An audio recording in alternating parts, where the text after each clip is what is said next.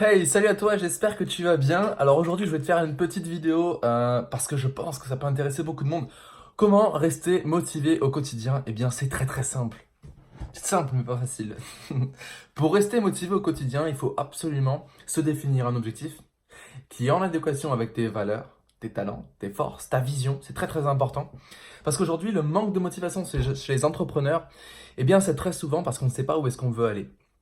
De une, on ne sait pas où est-ce qu'on veut aller, ou alors on se fixe des objectifs qui ne sont pas en adéquation avec qui nous sommes, nos valeurs, etc. Donc, inconsciemment, on procrastine, on a de la peine à avancer parce qu'il n'y a pas de but important, assez important pour soi.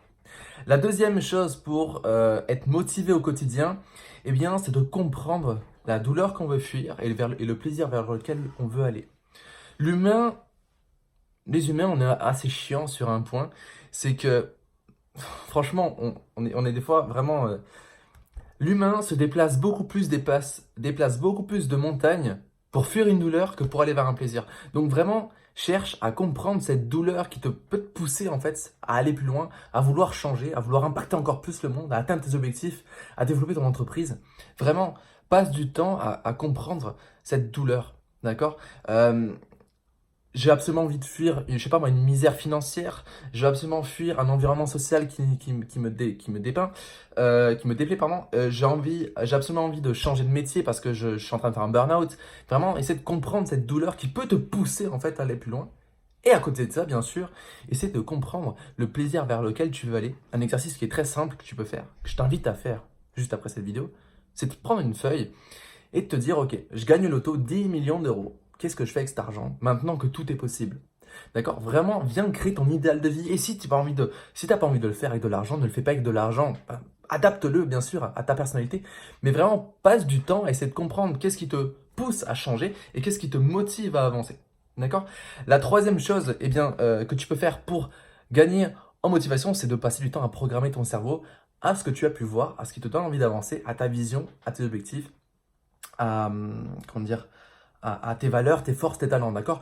Programmer ton cerveau en lui répétant des choses. On peut appeler ça des mantras.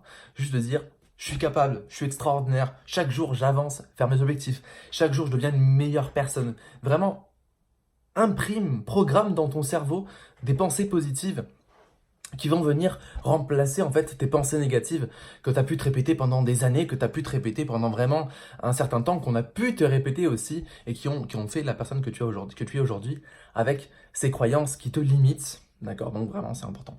Et la dernière chose que je te conseille vraiment pour gagner en motivation, comment rester motivé, c'est d'arrêter de te fixer d'objectifs trop grands. Alors, oui, il faut rêver grand, mais derrière, il faut découper cet objectif en petits sous-objectifs que tu ensuite découpes en actions quotidiennes.